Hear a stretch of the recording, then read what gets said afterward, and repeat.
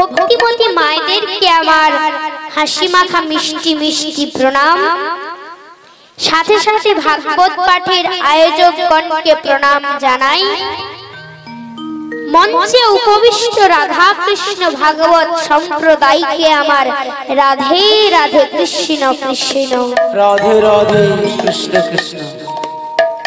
আমার পাশে যিনি বসে আছেন আমার নিজের জেঠু মশাই, সর্বোপরি আমার ভাগবত গুরু বাংলার মাস্টার মহাশয় তুষারকান্তি অধিকারী মহাশয়কে আমি সশস্ত্র ভক্তিপূর্ণ দণ্ডবত প্রণাম জানাই। শ্রী গুরু নিতাই গৌর প্রেমানন্দে হরি বল হরি বল। যার অসীম দয়ায় আজ আমি ভাগবতের আসরে আপনাদের দরবারে। জেঠু আমায় এমন দয়া করেছেন যার কারণে আমার ভাগবত জানতে শুনতে খুব ভালো লাগে। আমি আমার জেঠুকে যেমন প্রশ্ন করি না কেন, আমার জেঠু যুক্তি দিয়ে মনের মতো উত্তর দিয়ে দেয়। একবার আমার মনে প্রশ্ন জাগে, রাম সীতার বিয়ে হয়েছে, শিব দুর্গার বিয়ে হয়েছে, রাধা কৃষ্ণের বিয়ে হয়নি কেন? হরি বল হরি বল হরি বল। আমার জেঠু আমার প্রশ্ন শুনে কিছুক্ষণ চুপ করে রইলেন। আমি ভাবলাম আমার প্রশ্ন ঠিক হয়নি। এই মধ্যে মুখ খুললেন, উত্তরে বললেন, কৃষ্ণ যে রাধাকে বিয়ে করবে, রাধাকে, রাধা হলো কৃষ্ণের প্রতিবিম্ব। আয়নার সামনে যিনি দাঁড়ান, আয়নার ভিতরে তো তিনি। মানুষ যেমন রূপচর্চা করে আয়নার সামনে দাঁড়িয়ে নিজেকে খুব নিরিখ করে দেখেন, ভালোবাসেন, নিজেকে নিয়ে হাসেন, এই আয়নার ভিতরে আমিতে প্রেম করি, ঠিক তেমনি আয়নার বাইরে কৃষ্ণ, আয়নার ভিতরে কৃষ্ণ। আর প্রভুর লীলায় সংসার আয়নার বাইরে কৃষ্ণ, ভিতরে রাধা। হরি বল হরি বল হরি বল। ভগবান সংসার আয়নার সামনে দাঁড়িয়ে রাধাকে ভালোবাসছেন, প্রেম করছেন, হাসছেন। নিজেকে এসব করা যায়, কিন্তু বিয়ে করা যায় না গো মা। তাই হে ভক্ত মণ্ডলী, আমরা সৎসঙ্গ করলে এসব জানতে পারবো, কারণ ভগবানের কথা জানেন সৎ সাধু সন্ত। ভগবানকে জানলে তুমি ভগবানের ভক্ত।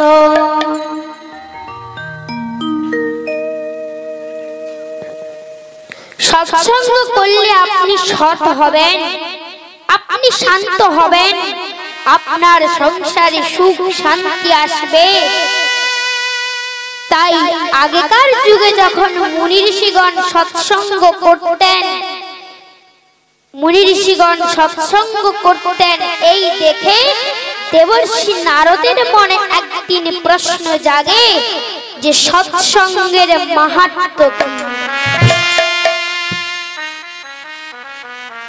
একদিন দেবর্ষি নারদ প্রভুকে দর্শন করে প্রভুকে প্রণাম করে বলছেন, প্রভু, আমার মনে এক প্রশ্ন জেগেছে, আপনাকে জিজ্ঞাসা করব ভাবি, কিন্তু জিজ্ঞাসা করা হয়নি। ভগবান বললেন, কি প্রশ্ন মুনিবর? দেবর্ষি নারদ বললেন, প্রভু, প্রশ্ন হলো এটাই যে সৎসঙ্গের মাহাত্ম্য।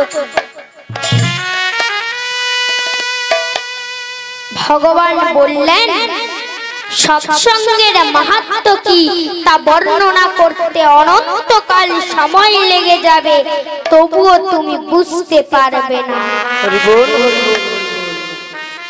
দেবর্ষি নারদ বললেন, প্রভু, তাহলে আপনি আমাকে পথ দেখান। ভগবান বললেন, তুমি উত্তর দিশায় যাও। উত্তর দিশায় প্রথম তেঁতুল গাছে একটি গিরগিটি আছে, সেই গিরগিটিকে জিজ্ঞাসা করে নাও, গিরগিটি তোমার প্রশ্নের উত্তর দিয়ে দেবে।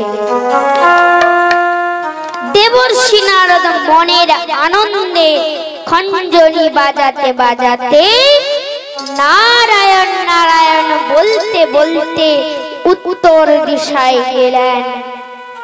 উত্তর দিশায় প্রথম তেঁতুল গাছে গিরগিটিকে দেখে মনের আনন্দে জিজ্ঞাসা করছে, কি গিরগিটি বলতে পারো সৎসঙ্গের মাহাত্ম্য কি? আর যেই না এই কথা গিরগিটি শুনেছে, তৎক্ষণাৎ গিরগিটি গাছ থেকে পড়ে মারা গেল। নিতাই গৌর প্রেমানন্দে হরি বল হরি বল। এই ঘটনা দেখে দেবর্ষি নারদ কিছু বুঝতে না পেরে প্রভুর কাছে দ্রুত ফিরে গেলেন। ভগবানকে গিয়ে বলছেন, প্রভু আমি আপনার কথা মতো উত্তর দিশায় গিয়েছিলাম। উত্তর দিশায় প্রথম তেঁতুল গাছে গিরগিটিকে জিজ্ঞাসাও করেছিলাম, কিন্তু প্রভু গিরগিটি আমার প্রশ্ন শুনেই মারা গেল। প্রভু আমি আমার প্রশ্নের উত্তর পেলাম না। ভগবান বললেন, তুমি আরো উত্তর দিশায় যাও। উত্তর দিশায় এক গৃহস্থের পিঁজরায় তোতাকে দেখবে, সেই তোতাকে জিজ্ঞাসা করে নাও, তোতা তোমার প্রশ্নের উত্তর দিয়ে দেবে। আবারও মনের আনন্দে দেবর্ষি নারদ খঞ্জনি বাজাতে বাজাতে নারায়ণ নারায়ণ বলতে বলতে উত্তর দিশায় গেলেন। উত্তর দিশায় এক গৃহস্থের পিঁজরায় তোতাকে দেখে মনের আনন্দে জিজ্ঞাসা করছে, কি তোতা বলতে পারো সৎসঙ্গের মাহাত্ম্য কি? আর যেই না এই কথা তোতা শুনেছে, তৎক্ষণাৎ সে খাঁচার ভিতর মারা গেল। নিতাই গৌর প্রেমানন্দে হরি বল হরি বল হরি বল। এই ঘটনা দেখে দেবর্ষি নারদ কিছু বুঝতে না পেরে প্রভুর কাছে দ্রুত ফিরে গেলেন। ভগবানকে গিয়ে বলছেন, প্রভু প্রভু প্রভু। ভগবান বললেন, কি হয়েছে? দেবর্ষি নারদ বললেন, প্রভু আমি আপনার কথা মতো সেই তেঁতুল গাছ পেরিয়ে আরো উত্তর দিশায় গিয়েছিলাম।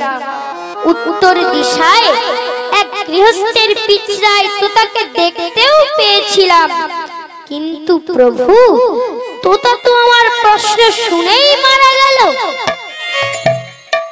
প্রভু আমি আমার প্রশ্নের উত্তর পেলাম না। প্রভু আপনি বলে দিন না, অনন্তকাল সময় লাগবে, তাতে কি হয়েছে প্রভু? ভগবান বললেন, আপনি আরো উত্তর দিশায় যান। উত্তর দিশায় রাজবাড়িতে রাজার একমাত্র নন্দনকে জিজ্ঞাসা করে নিন, রাজার একমাত্র নন্দন তোমার প্রশ্নের উত্তর দিয়ে দেবে। হরি বল হরি বল হরি বল। দেবর্ষি নারদ বললেন, না না প্রভু, এ আপনি কি বলছেন? প্রথমে আপনি আমাকে গিরগিটির কাছে পাঠালেন, গিরগিটির কোনো অভিভাবক ছিল না, আমি বেঁচে গেছি। তারপরে আপনি আমাকে তোতার কাছে পাঠালেন, তোতার অভিভাবক ছিল, আমাকে দেখেনি, বেঁচে গেছি। এবার আপনি বলছেন রাজার একমাত্র নন্দনকে জিজ্ঞাসা করতে। রাজার একমাত্র নন্দনের কত সুরক্ষা ব্যবস্থা, রাজা রানী রাজকর্মচারী সৈন্য।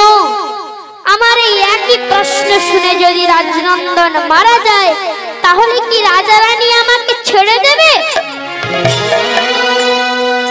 না না প্রভু, আমি যেতে পারবো না। ভগবান বললেন, আপনি জানতো আপনি আমার প্রশ্নের উত্তর পেয়ে যাবেন।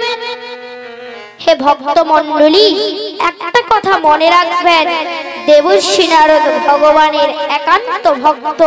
প্রভু যা বলতেন তিনি অকপটে তাই মেনে নিতেন। প্রভুর কথা ফেলাতে পারতেন না, তাই এইবারেও দেবর্ষি নারদ প্রভুর কথা ফেলাতে পারলেন না।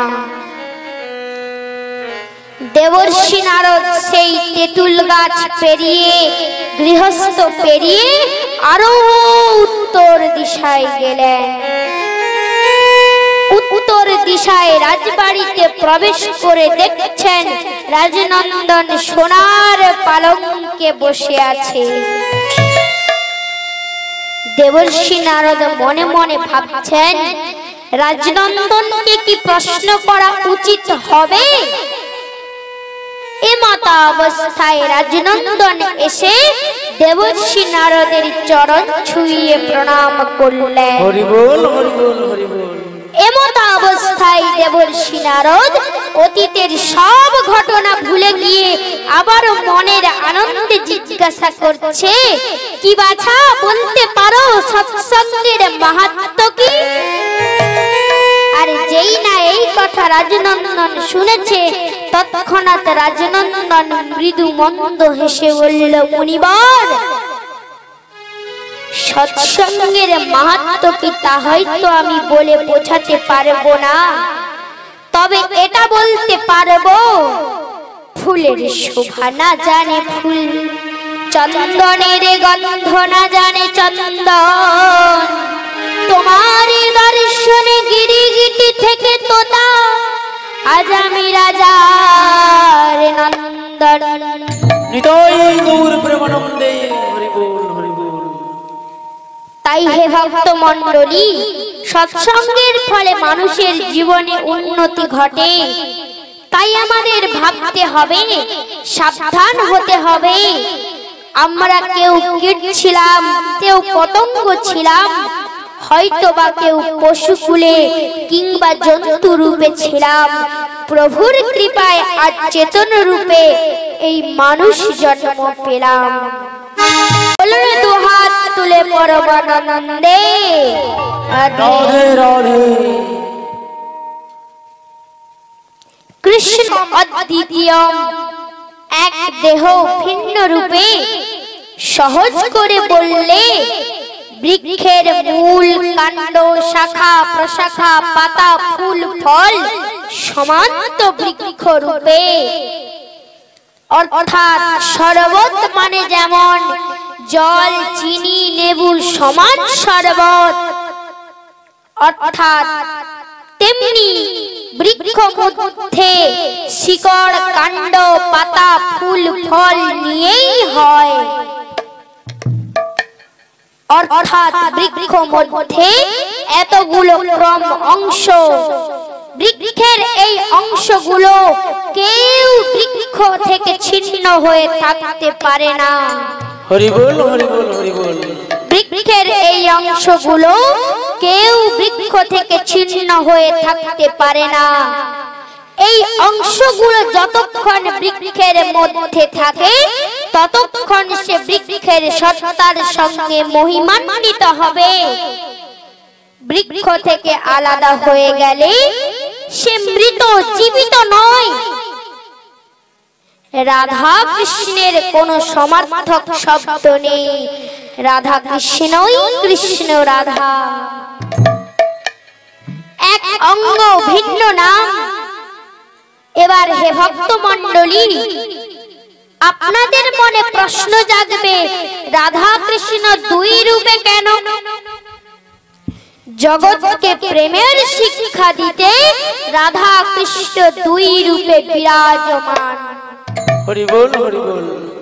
কৃষ্ণের প্রতিবিম্ব রাধাকে যখন দেখি, তখন আমরা দু চোখে সম্পূর্ণ রূপে কৃষ্ণ রাধাকে আলাদা ভাবে আলাদা করে দেখি। দুজন যেন একজন। যদি বলি কৃষ্ণ আর রাধা দুজন নয় একজন, মন বলবে, মন মানবে, কিন্তু চোখের সামনে চোখ একজনকে দেখছে না। চোখের সামনে দুজনে আলাদা, রাধা আর কৃষ্ণ। হরি বল, হরি বল। একজনের হাতে বাঁশি, অন্যজনের মুখে হাসি।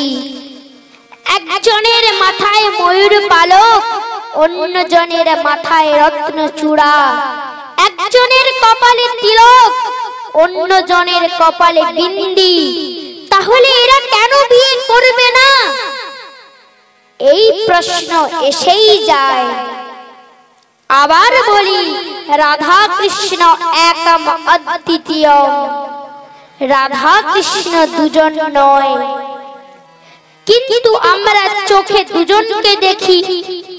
এই দুজন কিরকম একজন, আবার একজন কিরকম দুজন? সহজ করে বলছি, খুব ধ্যান দিয়ে এক মনে শুনুন, বুঝতে পারবেন। আমরা চলার পথে নিজে নিজে ভাবি, কাজটা করব না করব না। নিজে নিজের মনকে প্রশ্ন করি। এই নিজেই হলো একজন, আবার নিজের মন হলো একজন। রাধে রাধে। অর্থাৎ তোমার মন নামক একজন, যে ভিতর থেকে তোমাকে উত্তর দেয়, হ্যাঁ তুমি কাজটা করো, বা কাজটা করতে মানা করে। এই বিশ্ব সংসারে প্রত্যেকেই দুজন, তুমি ও তোমার মন। তুমিও তোমার মনের মধ্যে নিত্য নিরন্তর সর্বক্ষণ আলাপ আলোচনা করছো। ভুল ঠিকের, ভালো মন্দের, সত্য মিথ্যার, দুঃখ আনন্দের, ন্যায় অন্যায় সলা পরামর্শের বাক্যলাপ করেই চলেছো। এই একজনই কিন্তু দুটি ভাগ হয়ে তুমি ও তোমার মন। বুঝতে সহজ হবে এইভাবে ধরলে। মনে করো তুমি কৃষ্ণ, তোমার মনে রাধা। এবারে বলি, হে ভক্ত মণ্ডলী, এই আসরে কি এমন কোন ভক্ত আছেন তিনি তার নিজের মনকেই বিবাহ করবেন? হরি বল, হরি বল, হরি বল। হে কৃষ্ণ করুণা সিন্ধু, দীনবন্ধু জগৎপতে, গোপেশ গোপিকা কান্ত, রাধা কান্ত নমস্তুতে। হে ভক্তমণ্ডলী, ভাগ্যবান তিনি যিনি সময়ের কাজ সময়ে করেন। সকালে প্রভুর সেবা করেন, দিনে জীবিকা নির্বাহের কাজ করেন, রাতে যথা সময়ে নিদ্রায় যান। যিনি সময় থেকে ভগবানের নাম শ্রবণ, কীর্তন, পূজা অর্চনা করেন, তিনি ভগবানের প্রিয় হয়ে ওঠেন। হরি বল, হরি বল, হরি বল।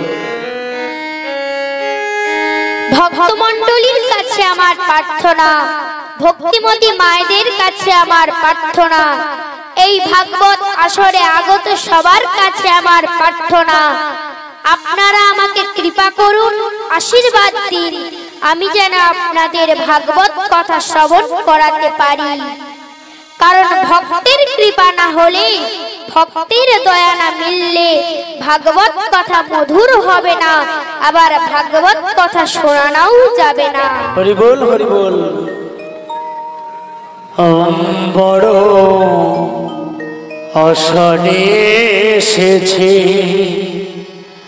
হরিনাম শোনাবো বলে, এমন সুধা মাখা হরিনাম গেয়ে যাব এখানে। বড় আষাঢ়ে এসেছি, হরিনাম শোনাবো বলে, এমন সুধা মাখা হরিনাম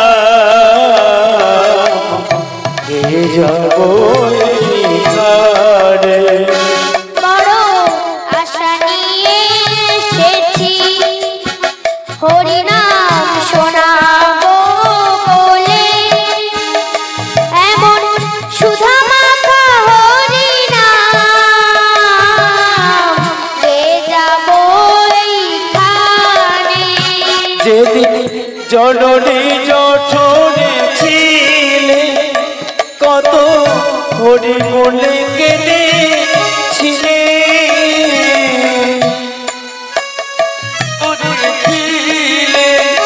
কত হরি বলে কেঁদেছিলে। যেদিন জননী জঠরে ছিলে কত হরি বলে কেঁদেছিলে। জননী জঠরে ছিলে কত হরি বলে কেঁদেছিলে।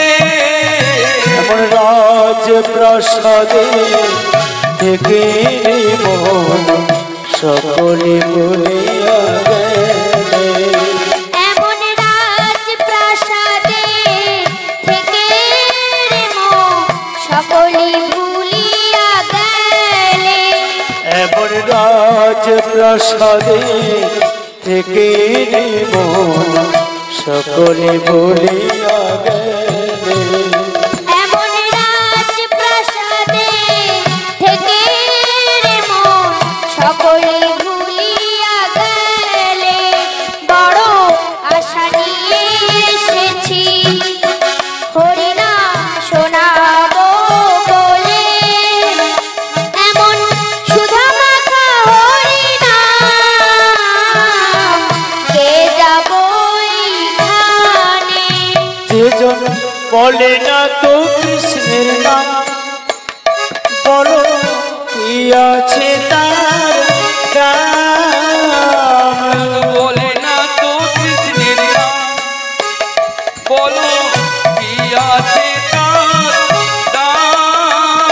যেজন বলে না তো কৃষ্ণের নাম, বলো কি আছে তার দাম।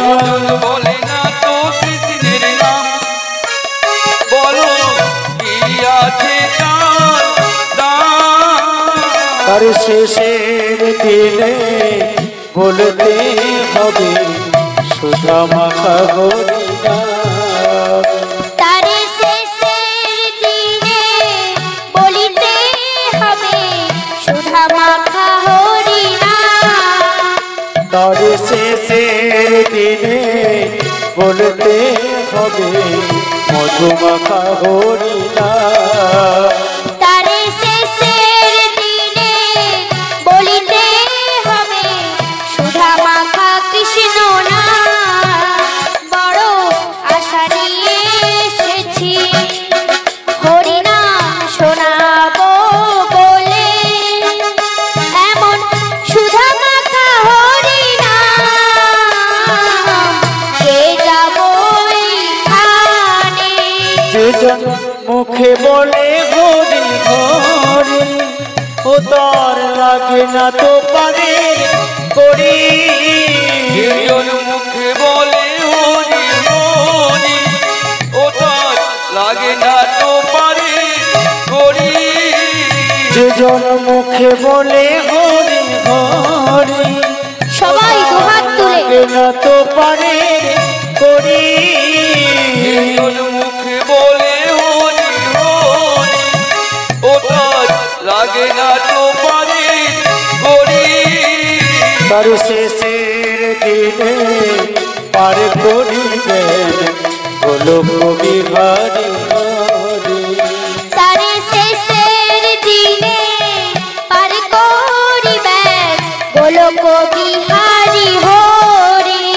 তার শেষের দিনে পার করিবেন গোলক বিহারী হরি।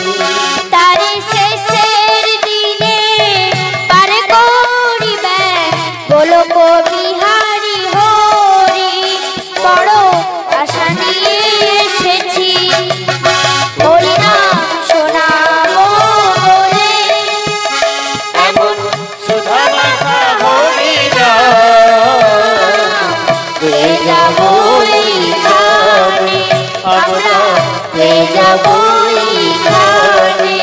আমরা কে যাব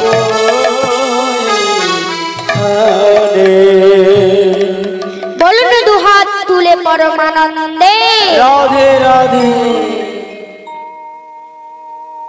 হে ভক্তমণ্ডলী, আমি বিশ্বাস করি এই আসরে এমনও অনেকে আছেন যারা ভাগবত জ্ঞানী, ভাগবত শোনাবার যোগ্য মহাত্মা। আমি হয়তো তাদের চরণ ছোঁয়ার যোগ্য নই। আমি সেই সকল ভক্ত মহাত্মাদের চরণে ভক্তিপূর্ণ প্রণাম জানাই। হরি বল হরি বল হরি বল।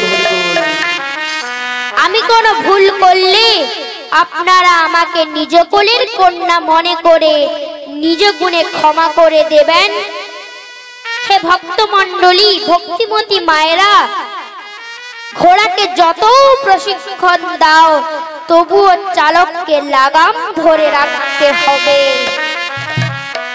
তা না হলে ঘোড়া তোমাকে যে কোনো মুহূর্তে বিপদে ফেলতে পারে। কথাগুলো বললাম এই কারণে, আমাদের পঞ্চ ইন্দ্রিয় চক্ষু, কর্ণ, নাসিকা, জিহ্বা, ত্বক যত নিয়ন্ত্রণে রাখো, লাগাম রূপ মনকে সামাল দিতে হবে। জগতে নিরন্তর তোমার মনকে ভক্রানোর নানা প্রয়াস চলছে। যেমন আস্তিকের পিছনে নাস্তিক কত যুক্তি দেখাবেন, ভগবান বলে কিছুই নেই, এসব মনের ভ্রম। সত্যের পিছনে অসৎ ব্যক্তি কত বোঝাবে, সে চুরি করে, লোক ঠকিয়ে কত কি করেছে। এ যুগ অসতের যুগ, তুমি সত্যবাদী হলে খেতে পাবে না। ভক্তের পিছনে ব্যঙ্গের খেলা নিরন্তর চলছে। তিলক, মালা, গেরুয়া বস্ত্র, মুখে কৃষ্ণ নাম শিখা, এই সব নিয়ে লোকে তোমাকে ঠাট্টা তামাশা করবে, লোকে তোমাকে মিথ্যা কথা বলে ঠকাবে। তাই এজন্য আমাদের সাবধান থাকতে হবে। হে ভক্তমণ্ডলী, আমাদের মনকে নিয়ন্ত্রণে রাখতে হবে।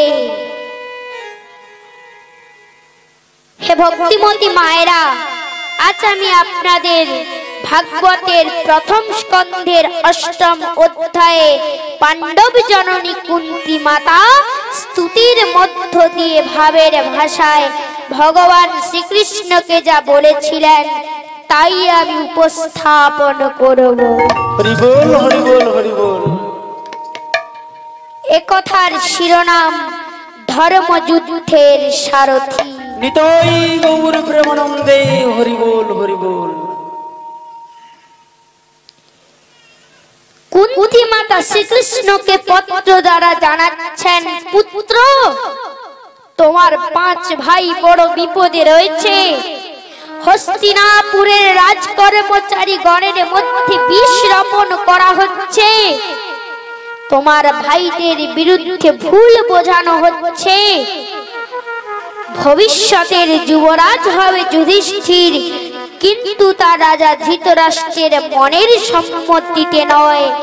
যুবরাজ হচ্ছে কেবল লোকাচারের মধ্য দিয়ে, কারণ যুধিষ্ঠির দুর্যোধনের থেকে বড়। ভগবান অন্তর্যামী। ভগবান শ্রীকৃষ্ণ কুন্তী মাতার চিঠিতে পুত্রদের ভয় অনুভূতি পাঠ করছেন। অন্তর্যামী ভগবান সব বুঝতে পারছেন। কুন্তী মাতার অনুভব সত্য। ভগবান অন্তর্যামী, সব জানেন। ব্রহ্মা ধরণী দেবীর ভার লাঘবের জন্য সমাধিস্থ হয়ে জেনেছেন, বসুদেব গৃহে সাক্ষাৎ ভগবান পুরুষ পরা, জনিষ্যতে তৎপ্রিয়ার্থং সম্ভবন্ত সুরা স্ত্রিয়া সমাধিস্থ ব্রহ্মা শোনেন আকাশে বাণী যদুবংশে জন্মে মনিবেন ভগবান অন্তরে যামি।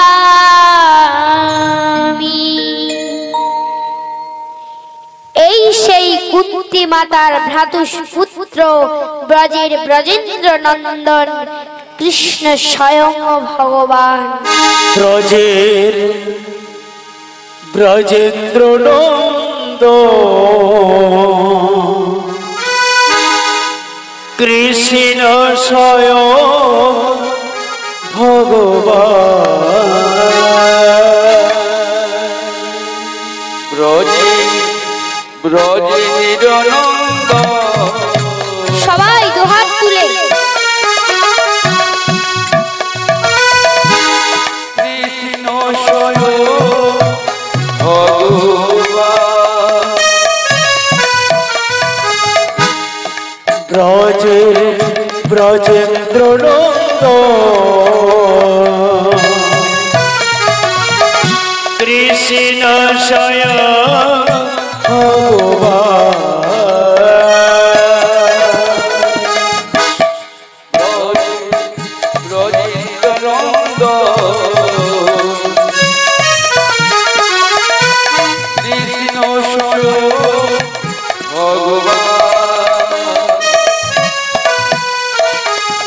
কৃষ্ণ আরাধ বৃন্দাবন দুটি বাহু তুলে কৃষ্ণ আরাধ বৃন্দাবন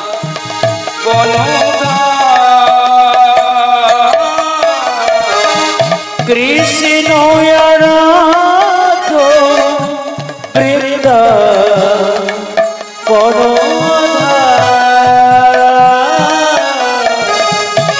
কৃষ্ণ আরাধ বৃন্দাবন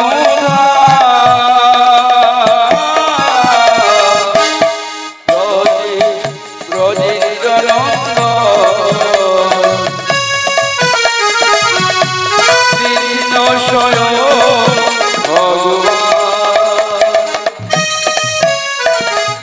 কালিয়ত মন পুতরালি ধর ত্রিভুবন ভঞ্জনকারী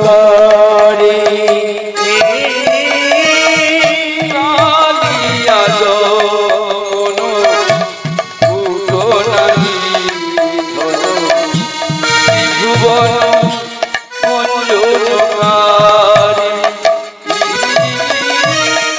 কালিয়ত মন পুতরালি ধর ত্রিভুবন ভঞ্জনকারী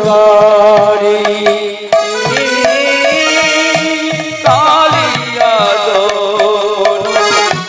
পুতনানি ধর ত্রিভুবন ভঞ্জনকারী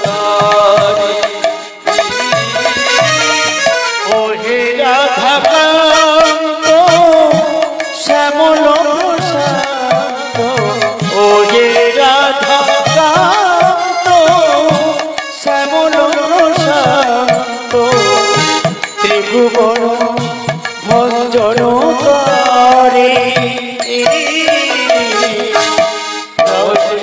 ব্রজেন্দ্র নন্দ কৃষ্ণ স্বয়ং ভগবান।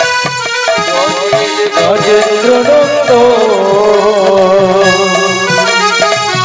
কৃষ্ণ স্বয়ং ভগবান। ব্রজেন্দ্র নন্দ কৃষ্ণ স্বয়ং ভগবান। বলুন দুহাত তুলে পরমানন্দে রাধে রাধে। কুন্তী মাতা লিখছেন, পুত্র তুমি তোমার ভাইদের পাশে থেকো, ওদের তুমি ভরসা, তুমি ওদের পথ দেখাও। আমি জানি মহারাজা ধৃতরাষ্ট্রের মনের স্বপ্ন পুত্র দুর্যোধন যুবরাজ হোক। রাজার এই স্বপ্নে বড় শক্তি আছে, মাতুল শকুনির চক্রান্ত আছে। রাজকর্মচারীদের অর্থের লোভ দেখিয়ে যে কোনো সময় আমার পুত্রদের ক্ষতি করে দিতে পারে। এই সংসারে পুত্র তুমি একমাত্র আস্থা ভরসা। পত্র লিখতে গিয়ে কুন্তী মাতা শত্রু বিনাশক শ্রীকৃষ্ণের ধ্যানে নিমগ্ন হয়ে গেলেন। কৃষ্ণায় বাসুদেবায় দেবকী নন্দনায় চ নন্দ গোপকুমারায় গোবিন্দায় নমো নমো।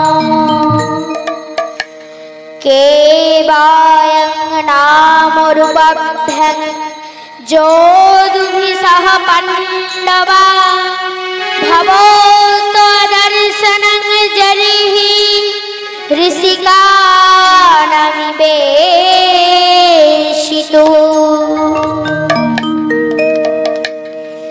হে কৃষ্ণ বাসুদেব, হে দেবকী নন্দন, হে নন্দের দুলাল তুমি যশোদার নয়ন।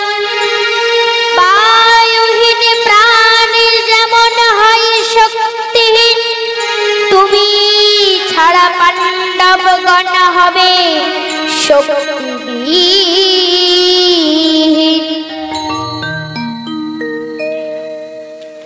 এইভাবে কুন্তী মাতা শ্রীকৃষ্ণের ধ্যানে নিমগ্ন হয়ে গিয়েছিলেন।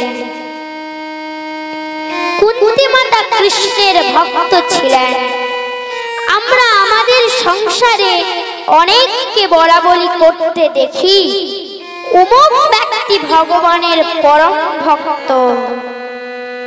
সত্যি কথা বলতে হে ভক্ত মণ্ডলী, আমরা কেউ ভক্ত নই। ভক্ত তো দূরের কথা, আমরা পরম ভক্ত তো দূরের কথা, আমরা ভক্তই হতে পারিনি। পরম ভক্ত তো ভগবানের স্বয়ং পাত্রাণীগণ নয়। এজন্য স্বয়ং শ্রীকৃষ্ণ তার পাত্রাণী দেবী জাম্বতী ও দেবী সত্যভামার কাছে পরীক্ষা নিয়েছিলেন, তারা কি কৃষ্ণের পরম ভক্ত না পরম ভক্ত নয়।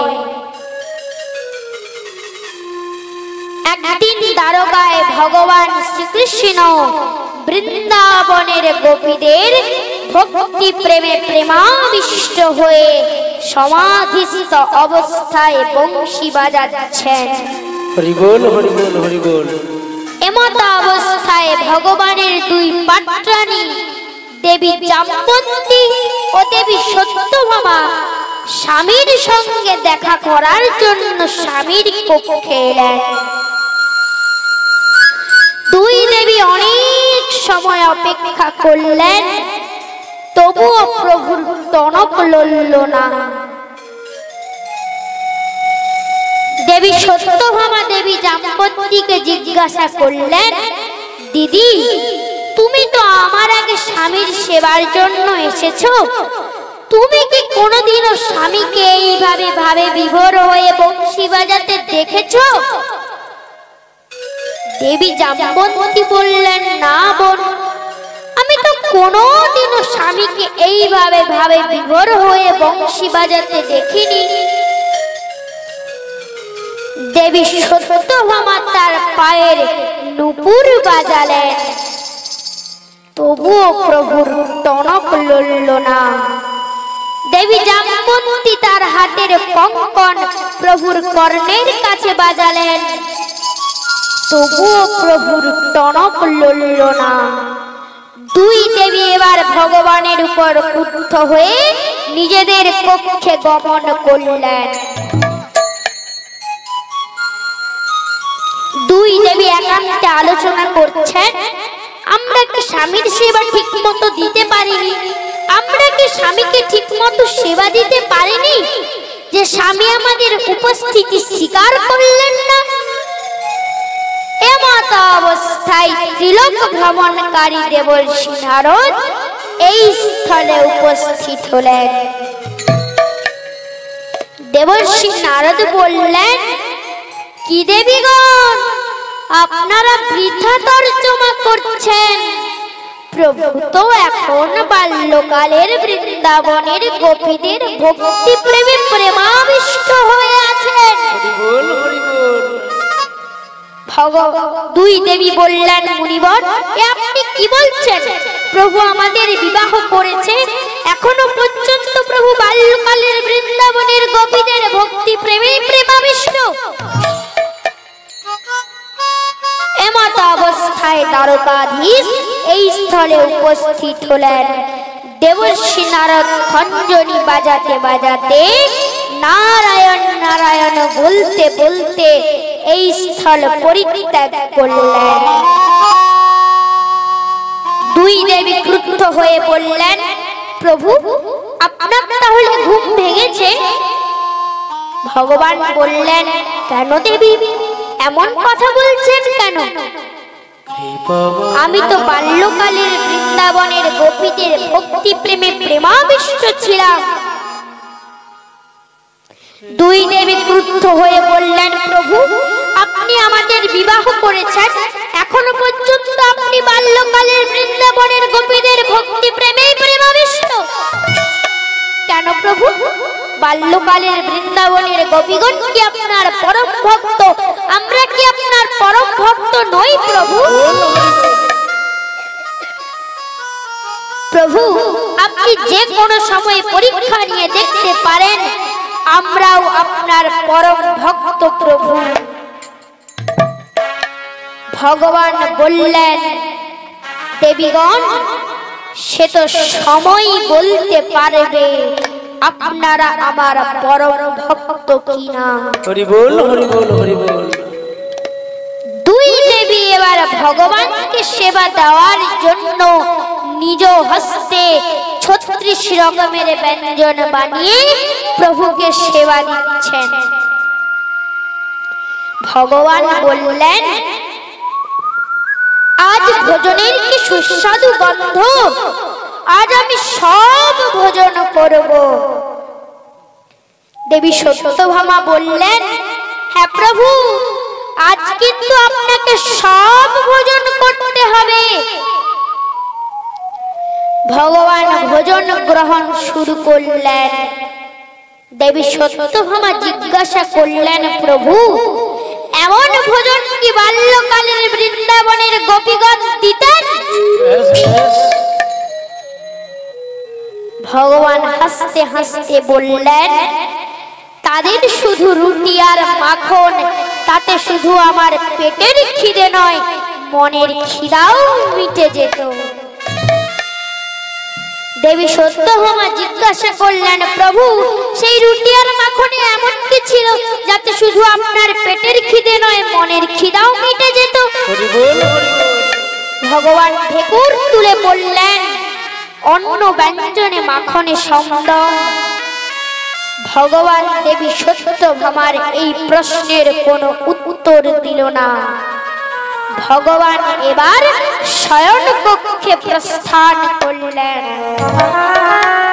ভগবান এবার ছল করে পেটের যন্ত্রণা করালেন। ভগবান দুই দেবীকে ডাকলেন। দুই দেবী এলেন। দুই দেবী বললেন, প্রভু স্বামী আপনার কি হয়েছে স্বামী? ভগবান বললেন, দেবীগণ আমার খুব পেটের যন্ত্রণা হচ্ছে। দুই দেবী বৈদ্য মশাইকে ডাকলেন। বৈদ্য মশাই এলেন, ভগবানের সুচিকিৎসা করলেন। তবুও প্রভুর পেটের যন্ত্রণা সারল না। দুই দেবী রাজবৈদ্যকে ডাকলেন। রাজবৈদ্য এলেন, ভগবানের সুচিকিৎসা করলেন, তবুও প্রভুর পেটের যন্ত্রণা সারল না। দুই দেবী এবার হাত জোড় করে কাঁদতে কাঁদতে বলে, হে জগৎ স্বামী অন্তর্যামী প্রভু, প্রভু আপনি তো সব জানেন প্রভু, প্রভু আপনি বলে দিন না প্রভু, প্রভু আপনার পেটের যন্ত্রণা কি করে নিরাময় হবে বলুন না স্বামী, বলুন না আপনার পেটের যন্ত্রণা কি করে নিরাময় হবে। ভগবান বললেন, দিন না দেবীগণ, দিন না দেবীগণ, দিন না, আপনারা আমার তো পরম ভক্ত, দিন না চরণ ধুলি, আমি সেই চরণ ধুলি সেবন করে পেটের যন্ত্রণা নিরাময় করব, দিন না চরণ ধুলি।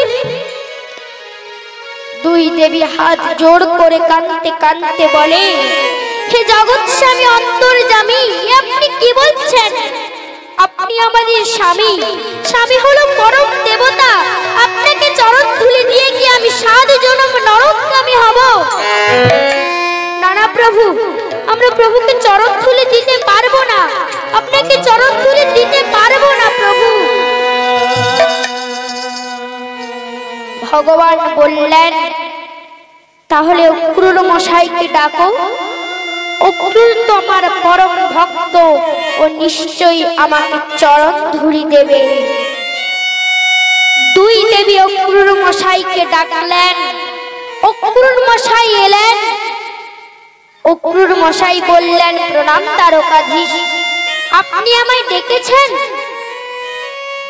ভগবান বললেন, অক্রূর মশাই আপনি তো আমার পরম ভক্ত, দিন না চরণ ধুলি, দিন না চরণ ধুলি, আমি সেই চরণ ধুলি সেবন করে পেটের যন্ত্রণা নিরাময় করব, দিন না চরণ ধুলি। অক্রূর মশাই কাঁদতে কাঁদতে বলে, হে জগৎ স্বামী অন্তর্যামী ভগবান, আপনি দ্বারকার অধিপতি, দ্বারকার মহারাজ, আপনাকে চরণ ধুলি দিয়ে কি আমি 7 জনম নরকগামী হব? না না প্রভু, আমি আপনাকে চরণ ধুলি দিতে পারবো না প্রভু। ভগবান বললেন, তাহলে দ্বারকায় যাও, দ্বারকায় নিশ্চয়ই কোনো পরম ভক্ত থাকবে যে আমাকে চরণ ধুলি দেবে। অক্রূর দ্বারকায় ঠাট্টা পেটাতে পেটাতে বলতে লাগলেন, শুনুন শুনুন দ্বারকাবাসীগণ, আপনাদের দ্বারকা অধিপতি ভগবান শ্রীকৃষ্ণের খুব পেটের যন্ত্রণা হয়েছে। দ্বারকা অধিপতি বলেছেন তার পেটের যন্ত্রণা নিরাময় হতে পারে এক কারণে, তার কোনো পরম ভক্ত যদি তাকে চরণ ধুলি দেয়, সেই চরণ ধুলি সেবন করে পেটের যন্ত্রণা নিরাময় করবে। নিতাই গৌর প্রেমানন্দে হরি বল হরি বল। আর যেই না এই কথা দ্বারকাবাসী শুনেছে, সবাই রথের পাশে গোল হয়ে হাত জোড় করে কাঁদতে কাঁদতে বলে, নানা অক্রূর মশাই আপনি কি বলছেন? উনি দ্বারকার অধিপতি, দ্বারকার মহারাজ ভগবান, ওনাকে চরণ ধুলি দিয়ে কি আমরা 7 জনম নরকগামী হব? না না, আমরা প্রভুকে চরণ ধুলি দিতে পারবো না, আমরা দিতে পারবো না প্রভুকে চরণ ধুলি। অক্রূর নিরাশ হয়ে প্রভুর কাছে ফিরে গেলেন। ভগবানকে গিয়ে বললেন, প্রভু দ্বারকায় এমন কোন পরম ভক্ত নেই যে আপনাকে চরণ ধুলি দেবে। ভগবান বললেন, অক্রূর মশাই তাহলে আপনি বৃন্দাবনে যান, বৃন্দাবনে নিশ্চয়ই কেউ থাকবে যে আমাকে চরণ ধুলি দেবে। অক্রূর দ্বারকার রথ নিয়ে বৃন্দাবনের পথে রওনা দিলেন। এমত অবস্থায় বৃন্দাবনের সব গোপীগণ কেহ বা যমুনা নদীর তটে জল নিতে এসেছে, কেহ বা বস্ত্র ধৌত করতে এসেছে, কেহ বা গাভীকে স্নান করাতে এসেছে। তারা দূর থেকে দ্বারকার রথ আসছে, তারা ভাবছে আমাদের কানাই আসছে। যে জল নিতে এসেছিল হাত থেকে তার কলসি পড়ে গেল, যে গাভীকে স্নান করাতে এসেছিল গাভীকে ধরে রাখার সেই দড়ি হাতছাড়া হয়ে গেল, যে বস্ত্র ধৌত করতে এসেছিল সেই বস্ত্র যমুনা নদীর স্রোতে ভেসে চলল। অক্রূর মশাই এলেন, সব গোপীগণ একসাথে আনন্দ উৎফুল্ল হয়ে বলতে লাগলেন, আমার কানাই কি আপনাকে পাঠিয়েছে আমার মাখন নিতে? আমার কানাই কি আপনার জন্য আমাকে পত্র পাঠিয়েছে? আমার কানাই আমাকে নিতে কি আপনাকে পাঠিয়েছে? অক্রূর মশাই বললেন, থামুন, চুপ করুন, এই আপনারা কি বলছেন? দ্বারকার অধিপতি দ্বারকার মহারাজকে বলছেন কানাই? সব গোপীগণ হাসতে হাসতে বলে, সে যদি স্বয়ং ভগবান পরমাত্মাও হয় তবুও সে আমাদের কাছে কানাই ননিচোরা গোপালই থাকবে। অক্রূর মশাই বললেন, তোমাদের কানাই ভালো নেই। আর যেই না এই কথা গোপীগণ শুনেছে, সবাইয়ের মাথায় যেন বজ্রপাত ঘটলো। সবাই হাত জোড় করে কাঁদতে কাঁদতে বলে, বলুন না অক্রূর মশাই আমার কানাই কি হয়েছে? বলুন না অক্রূর মশাই আমার কানাই কি হয়েছে? বলুন না অক্রূর মশাই আমার কানাই কি হয়েছে? বলুন না। অক্রূর মশাই বললেন, তোমাদের কানাইয়ের খুব পেটের যন্ত্রণা হয়েছে। দ্বারকা অধিপতি বলেছেন তার পেটের যন্ত্রণা নিরাময় হতে পারে এক কারণে, তার কোনো পরম ভক্ত যদি তাকে চরণ ধুলি দেয়, সেই চরণ ধুলি সেবন করে পেটের যন্ত্রণা নিরাময় করবে। আর যেই না এই কথা গোপীগণ শুনেছে, কেহ বা বস্ত্র ছিঁড়ে, কেহ বা ভাঙা কলসিতে, কেহ বা শুকনো পাতায় চরণ ধুলি দিচ্ছে আর বলছে, হই না যত বড় পাপী, প্রভুর সুখে আমি সুখী, হলেও আমি নরকবাসী, দেখব প্রভুর মুখে হাসি, এই নাও চরণ ধুলি ওহে দ্বারকাবাসী।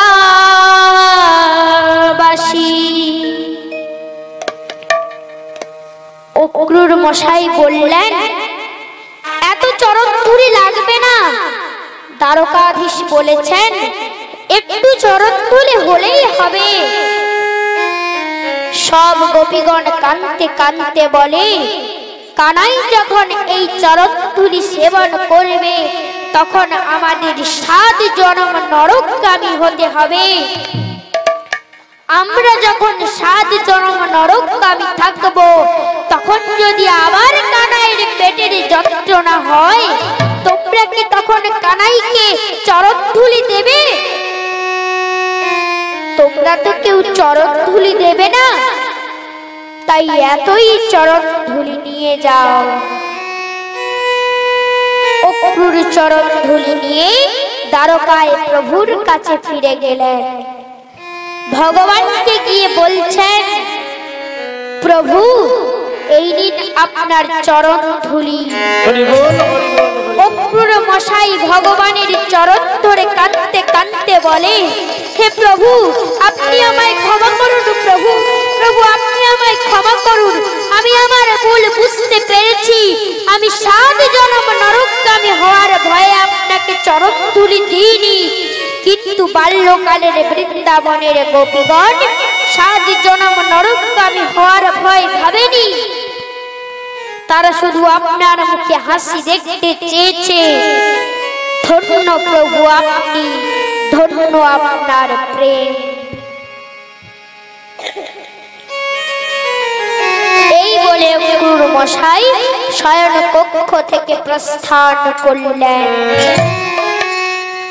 2 দেবী এবার ভগবানের চরণ ধরে কাঁদতে কাঁদতে বলে, হে জগৎস্বামী অন্তর্যামী ভগবান, প্রভু আপনি আমায় ক্ষমা করুন। প্রভু প্রভু আমি আমার ভুল বুঝতে পেরেছি। আমি 7 জন্ম নরকগামী হওয়ার ভয়ে আপনাকে চরণ ধুলি দিইনি, কিন্তু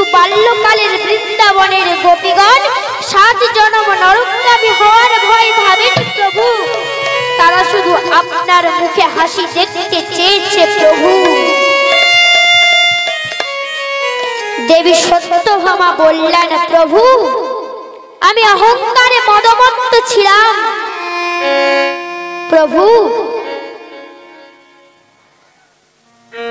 আমি অহংকারের বশে বলেছিলাম আমি আপনার পরম ভক্ত, কিন্তু না প্রভু, আপনার পরম ভক্ত হলো বাল্যকালের বৃন্দাবনের গোপীগণ।